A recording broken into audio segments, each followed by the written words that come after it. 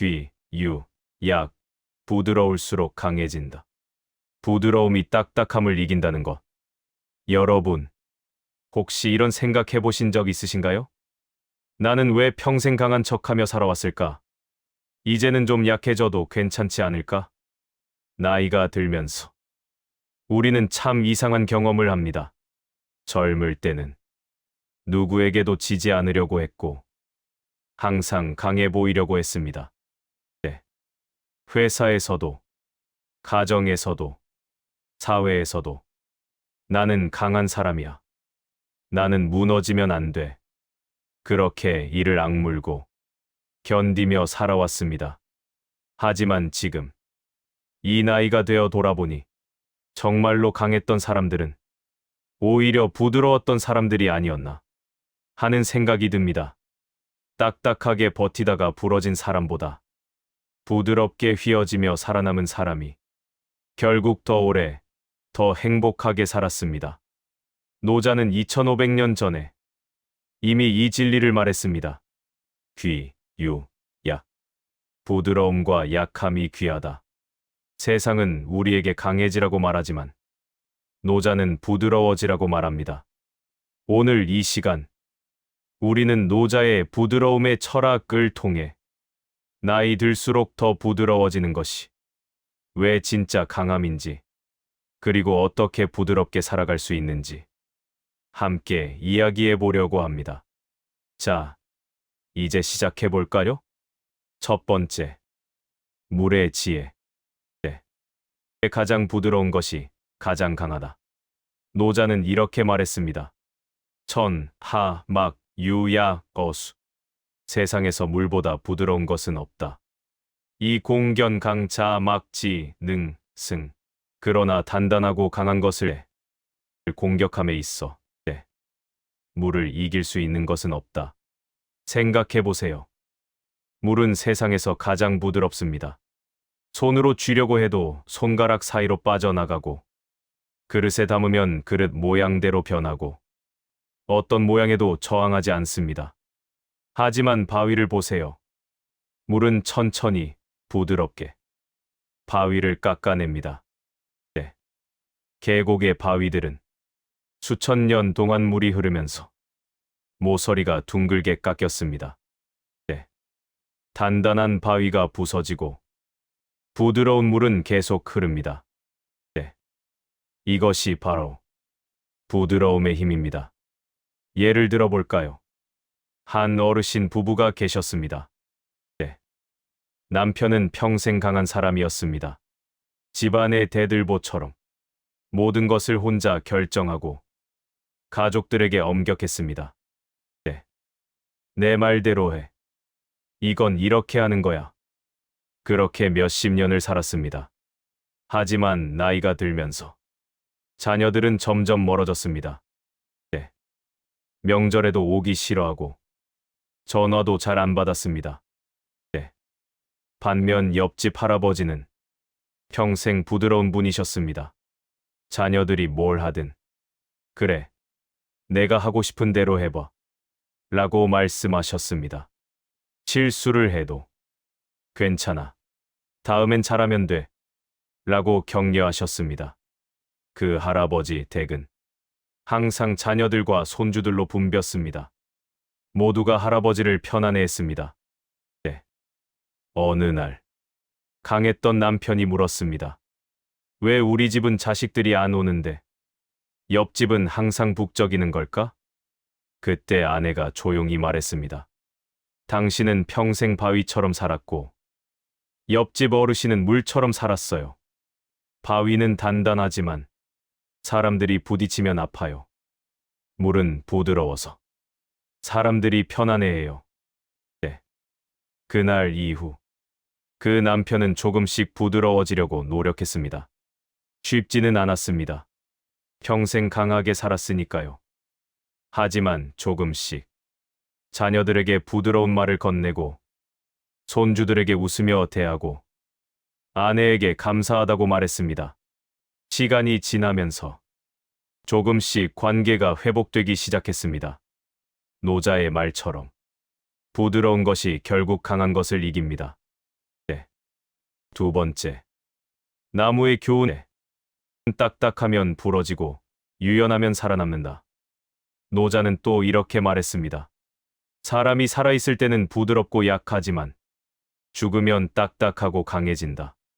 나무가 살아있을 때는 유연하고 부드럽지만 죽으면 단단하고 건조해진다. 생각해 보세요. 겨울에 눈이 많이 내리면 어떤 나무는 부러지고 어떤 나무는 살아남습니다. 소나무는 딱딱해서 눈의 무게를 견디지 못하고 가지가 부러집니다. 하지만 버드나무는 부드럽게 휘어지면서 눈의 무게를 견뎌냅니다. 우리 인생도 마찬가지입니다.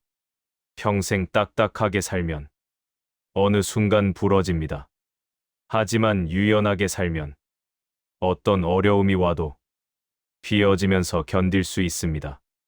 예를 들어 볼까요? 두 명의 어르신이 계셨습니다. 네. 둘 다 은퇴 후 건강이 안 좋아졌습니다. 한 분은 이렇게 생각했습니다. 나는 평생 건강했는데 이제 와서 이렇게 약해지다니. 난 절대 약한 모습 보이지 않을 거야. 그래서 아픈 것도 숨기고 도움이 필요해도 혼자 하려고 하고 병원 가는 것도 거부했습니다. 결국 상태가 더 악화되었습니다. 다른 한 분은 이렇게 생각했습니다. 나이가 들면 몸이 약해지는 게 당연하지. 도움이 필요하면 도움을 받자. 그래서 자녀들에게 솔직하게 말했습니다. 요즘 몸이 안 좋아서 병원 좀 같이 가줄래? 자녀들은 기꺼이 도와주었고 그분은 적절한 치료를 받으며 건강을 회복했습니다. 첫 번째 어르신은 강한 척하다가 부러졌고 두 번째 어르신은 부드럽게 받아들이면서 오히려 더 강해졌습니다. 노자의 말처럼 유연함이 생명이고 딱딱함은 죽음입니다. 여러분, 이제 우리는 딱딱하게 버티지 않아도 됩니다. 부드럽게 휘어지는 것. 그것이 진짜 강함입니다. 세 번째, 혀와 이의 비유. 부드러운 것이 오래 남는다. 노자는 재미있는 비유를 했습니다. 혀는 부드럽지만 오래 남고 이는 단단하지만 먼저 빠진다. 생각해 보세요. 우리 입 안에 혀와 이가 있습니다. 이는 단단합니다. 무엇이든 씹을 수 있습니다. 혀는 부드럽습니다. 아무것도 씹을 수 없습니다. 그런데 나이가 들면 어떻게 될까요? 이는 하나둘 빠지기 시작합니다. 단단했던 이가 사라집니다. 하지만 혀는 여전히 남아 있습니다. 부드러운 혀가 끝까지 살아남습니다. 이것이 바로 부드러움의 생명력입니다. 예를 들어 볼까요? 한 경로당에 두 분의 어르신이 계셨습니다. 한 분은 항상 날카로운 말을 하셨습니다. 그건 틀렸어. 내 말이 맞다니까. 너는 몰라. 처음엔 사람들이 그분의 말을 경청했습니다. 하지만 시간이 지나면서 사람들은 그분을 피하기 시작했습니다. 날카로운 말이 부담스러웠으니까요. 결국 그분은 경로당에서 혼자 앉아 계시는 시간이 많아졌습니다. 다른 한 분은 항상 부드러운 말을 하셨습니다. 그럴 수도 있지. 내 생각도 맞아. 그래. 다 이유가 있겠지. 사람들은 그분 옆에 앉는 것을 편안해했습니다. 무슨 말을 해도 부드럽게 받아주시니까요. 그분 주변에는 항상 사람들이 모였습니다. 노자의 말처럼 날카로운 것은 먼저 사라지고 부드러운 것은 오래 남습니다. 여러분, 이제 우리는 날카롭게 말하지 않아도 됩니다. 부드럽게 말하는 것. 그것이 오래 남는 관계를 만듭니다. 네 번째, 낮은 곳으로 흐르는 지혜. 노자는 이렇게 말했습니다. 강과 바다가 모든 계곡의 왕이 될 수 있는 것은 그들이 낮은 곳에 있기 때문이다. 물은 항상 낮은 곳으로 흐릅니다. 높은 곳을 차지하려고 위로 올라가지 않습니다. 오히려 가장 낮은 곳으로 내려갑니다. 그런데 신기한 것은 모든 물이 결국 가장 낮은 곳인 바다로 모인다는 것입니다. 바다는 가장 낮지만 가장 크고 가장 깊고 가장 풍요롭습니다. 우리 인생도 마찬가지입니다. 젊을 때는 높은 곳에 오르려고 애썼습니다. 더 높은 지위, 더 많은 돈, 더 큰 명예. 하지만 나이가 들면서 우리는 깨닫습니다. 진짜 풍요로움은 낮은 곳에 있다는 것을. 예를 들어 볼까요? 한 어르신이 계셨습니다. 젊은 시절 큰 회사의 임원이셨습니다. 사람들이 그분을 보면 고개를 숙이고 말 한마디에 모두가 긴장했습니다. 그분은 그게 자랑스러웠습니다. 나는 높은 자리에 있어. 하지만 은퇴하고 나니 아무도 그분을 특별하게 대하지 않았습니다. 경로당에 가도 그냥 평범한 어르신 중에 한 명일 뿐이었습니다. 처음엔 자존심이 상했습니다. 나는 임원이었는데. 하지만 시간이 지나면서 그분은 깨달았습니다. 아, 내가 평생 잘못 살았구나. 높은 자리에 있는 게 중요한 게 아니었어. 그날부터 그분은 낮은 자세로 사람들을 대했습니다. 경로당에서 청소도 하고 다른 어르신들 말도 경청하고 누가 도움이 필요하면 조용히 도왔습니다. 그러자 신기한 일이 일어났습니다. 사람들이 그분을 진심으로 존경하기 시작했습니다. 저 어르신 참 좋으신 분이야. 저분 말씀 한번 들어봐. 진짜 지혜로우셔. 높은 자리에 있을 때보다 낮은 자세로 살 때 오히려 더 존경받게 되었습니다. 노자의 말처럼 낮은 곳이 가장 풍요로운 곳입니다. 5번째, 갓난아기의 부드러움. 노자는 이렇게 말했습니다. 전도암덕은 적잡이. 돌을 온전히 품은 사람은 갓난아기와 같다. 갓난아기를 생각해 보세요. 아기는 세상에서 가장 약한 존재입니다. 스스로 걸을 수도 없고, 밥을 먹을 수도 없고, 말을 할 수도 없습니다. 하지만 아기만큼 강한 존재도 없습니다. 아기가 울면 온 가족이 달려옵니다. 아기가 웃으면 모두가 행복해합니다. 아기는 아무것도 하지 않지만 온 가족을 움직입니다. 어떻게 그럴 수 있을까요? 아기는 부드럽기 때문입니다. 아기는 딱딱하지 않고 날카롭지 않고 저항하지 않습니다. 그저 부드럽게 존재할 뿐입니다. 그 부드러움이 사람들의 마음을 움직입니다. 우리도 나이가 들면서 다시 아기처럼 되어갑니다. 예전처럼 강하지 않고, 예전처럼 빠르지 않고, 예전처럼 능력 있지 않습니다. 하지만 그것이 문제가 아닙니다. 오히려 그 부드러움이 우리를 더 사랑받게 만듭니다. 예를 들어 볼까요? 한 할머니가 계셨습니다. 치매 초기 증상이 있으셨습니다. 예전에는 모든 것을 완벽하게 하시던 분이었는데 이제는 간단한 것도 잊어버리셨습니다. 처음엔 본인도 답답하고 가족들도 걱정스러웠습니다. 하지만 시간이 지나면서 할머니는 점점 부드러워지셨습니다. 예전처럼 완벽하려고 하지 않고 예전처럼 강한 척하지 않고 그저 순수하게 순간순간을 살아가셨습니다. 손주가 오면 아기처럼 순수하게 기뻐하고 꽃을 보면 아이처럼 신기해하고 음악을 들으면 편안하게 미소 지으셨습니다. 가족들은 깨달았습니다. 할머니가 예전보다 더 사랑스러워지셨어. 능력을 잃었지만 부드러움을 얻었고 그 부드러움이 오히려 가족들의 마음을 더 깊이 움직였습니다. 노자의 말처럼 갓난아기의 부드러움, 그것이 진짜 강함입니다.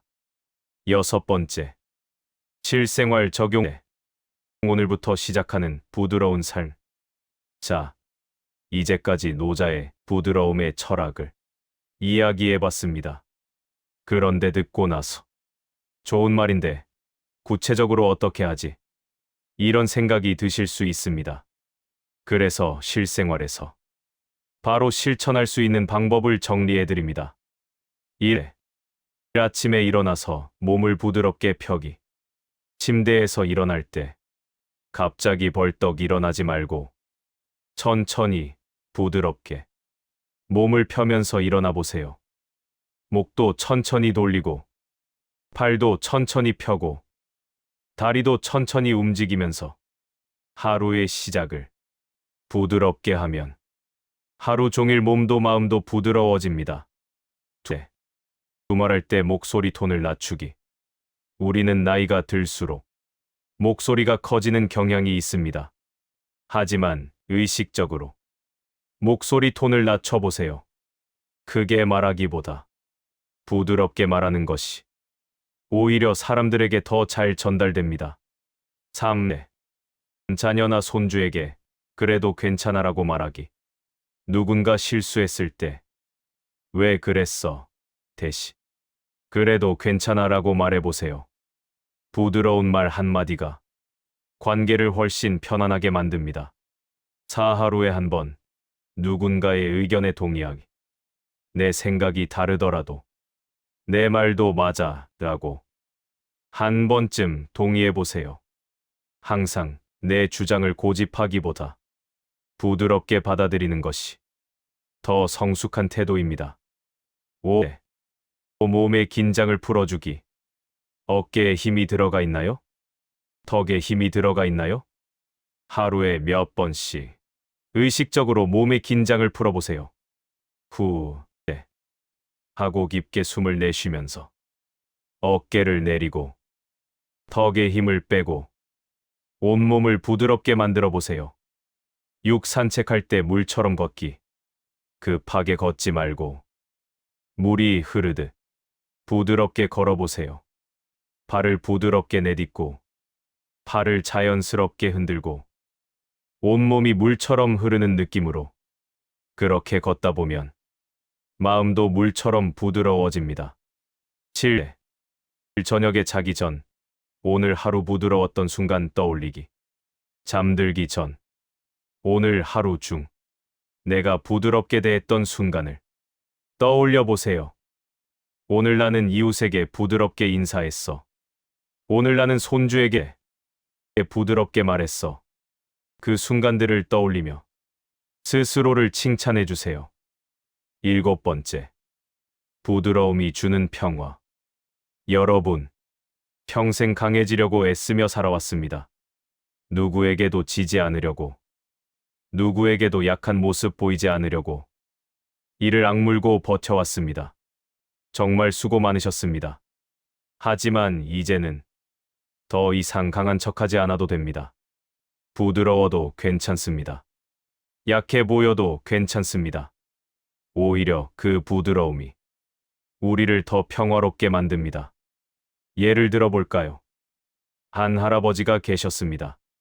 평생 가장으로서 강한 모습만 보여주셨습니다. 힘들어도 내색하지 않고 아파도 참으셨습니다. 그런데 어느 날 손주가 물었습니다. 할아버지, 힘들지 않으세요? 그때 할아버지는 처음으로 솔직하게 말했습니다. 응, 사실 좀 힘들어. 그 순간 손주가 할아버지를 안아주었습니다. 할아버지, 힘들면 말씀하세요. 저희가 도와드릴게요. 할아버지는 그때 깨달았습니다. 아, 내가 부드럽게 솔직해지니까 오히려 관계가 더 가까워지는구나. 부드러움은 약함이 아닙니다. 부드러움은 진짜 강함입니다. 부드러울 때 사람들은 우리에게 다가오고 부드러울 때 관계는 더 깊어지고 부드러울 때 우리는 진짜 평화를 느낍니다. 8. 마무리 부드러움으로 완성되는 인생. 여러분, 오늘 우리는 노자의 부드러움의 철학을 통해 부드러울수록 강해진다는 진리를 배웠습니다. 귀유의 야. 부드러움과 약함이 귀하다. 물처럼 흐르고 버드나무처럼 휘어지고 혀처럼 부드럽고 갓난아기처럼 순수하게 그렇게 살 때 우리는 진짜 강해집니다.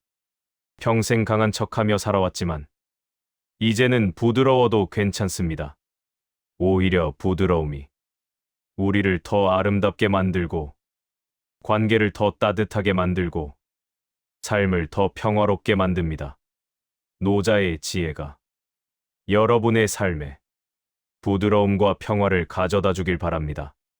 그리고 기억해 주세요. 부드러운 것이 결국 이깁니다. 우리는 지금 인생에서 가장 부드럽고 가장 아름다운 시기를 살고 있습니다. 자, 오늘은 노자의 부드러움의 철학을 통해 부드러울수록 강해진다는 진리를 배웠습니다. 그렇다면 다음 시간에는 어떤 이야기가 기다리고 있을까요? 다음에는 공자의 이야기로 찾아옵니다. 공자는 이렇게 말했습니다. 나이 50에 천명을 알았고 60에 귀가 순해졌으며 70에는 마음 가는 대로 해도 또 법도에 어긋나지 않았다. 나이가 들수록 우리는 어떻게 성숙해지고 어떤 자유를 얻게 되는지 공자의 인생 단계론을 통해 시니어의 삶을 더욱 깊이 이해하고 나이 들매 진짜 의미를 발견하는 시간을 가져보겠습니다. 공자가 말하는 70세의 자유. 그것이 무엇인지 다음 시간에 함께 만나보시죠. 오늘도 여러분의 하루가 부드럽고 평화롭기를 바랍니다. 감사합니다.